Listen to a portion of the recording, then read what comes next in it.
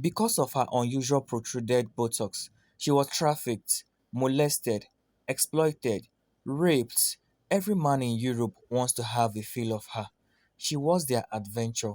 Racist scientists called her the missing link between man and ape. Honorable citizens, the story I'm about to tell you today will not make you happy. It might even spoil your day, especially if you are a black person. But stories are told not to make us happy all the time, but it is told for us to learn from it. Because there's a popular saying that says that if you do not know where you are coming from, you might not even know where you are going. There's also a proverb in Africa that says that he who does not know where the rain starts beating him might not even know where the rain stops beating him. Many years ago, a black South African woman was taken fraudulently to Paris, London, and many other parts of Europe because of her body. She was raped, she was inhumanized, and she was abused all the time. Sometimes they put her in a circus so that men would watch and pay her slave master. This is a story of Sarah Baartman. Sarah Baartman was one of the first black women subjugated to human sexual trafficking. Sarah Baartman was derisively named the Hottentot Venus by Europeans, as her body would be publicly examined and exposed inhumanly in the public throughout her young life. Honorable citizens, I'm going to tell this story once we come back from this break, but please, if you have not subscribed to our channel, we beg you, please subscribe to our channel to enable us to bring more of this to you, more interesting stories to you. Turn on the notification button, like and comment on our videos. We'll be right back, and when we are back, I'm going to tell you more. Sarah Baartman, a South African black woman who was fraudulently taken to Europe because of her body. Sarah Baartman was born in 1789 in Gamtus River, now known as Eastern Cape in South Africa. Baartman and her family were members of the Bonaparte group of the Khoikhoi. Baartman grew up in a colonial farm where she and her family most likely worked as a servant. Baartman's mother died when she was just age 2, and her father, who was a cattle driver, died when she was just a young girl. By her teenage age, she got married to a Khoikhoi man who was a drummer. They had a child, but the child died after birth. Batman's husband was murdered by a Dutch colonist. Soon after, she was sold into slavery to a trader named William Peter Caesar. Caesar took her to Cape Town, where she became a domestic slave to her brother Hendrik. On October 29, 1810, Batman, who can neither read or write, supposedly signed a contract with Dunlop Williams, a physician who was friends with the Caesar brothers. The contract required her to travel with Dunlop and Caesar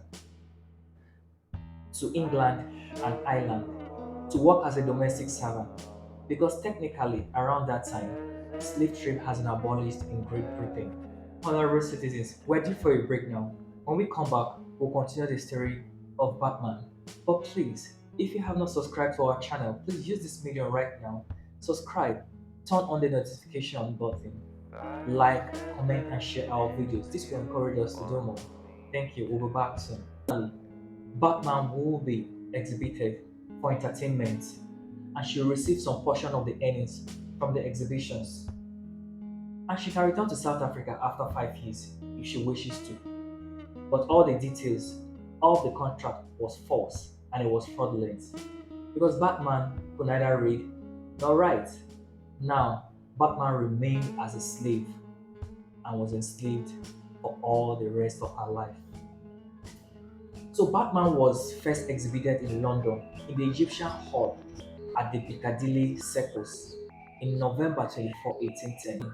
Batman's public treatment started drawing attention of British abolitionists who sued Batman's masters to court. But Batman's masters won at the court. They produced this contract signed by Batman. And also, Batman testified in the court that she wasn't being held against her wish. So, her masters won the case, and Batman remained a slave to them. In September 1814, after Batman had spent 4 years in Great Britain, she was taken to France and was sold to S. Ross, who was an animal exhibitor. Rocks allowed Batman to be sexually abused by patrons who are willing to pay for her defilements. Rocks garnered considerable profit due to public's fascination of Batman's body. Sarah Baartman died in Paris on December 29, 1815, when she was aged 26, from eruptive and inflammatory disease. Some would say gonorrhea and syphilis. Even after her death, most of her body parts will be displayed in Musée de Home in Paris to support racist theories about people of African ancestry. Some of the body parts remained on display until 1974. In 1994, Nelson Mandela, the South African president, as at that time, formally requested that Batman's remains be returned to South Africa. On March 6, 2002, Batman's remains were returned to South Africa and was buried at Hankie in Eastern Cape Province. So, dear citizens, this is a story of Sarah Baartman. Like I said earlier when I started, stories sometimes are not told for us to be happy.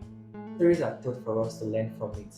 She has become the landscape upon which multiple narratives of exploitation and suffering within Black womanhood have been enacted, wrote Chipembere Gordon. Several books have been published about her treatment and cultural significance. She argued that amid all this, Batman, the woman, remained invincible. So, citizens, in all, there's always a take home, there's always a lesson to learn. Even if this story is full of tragedy, let's join hands together and say no to sex trafficking. Let's join hands together and protect our young women, our African women today. We still know that many of our women have been trafficked to Europe and many parts of the world today.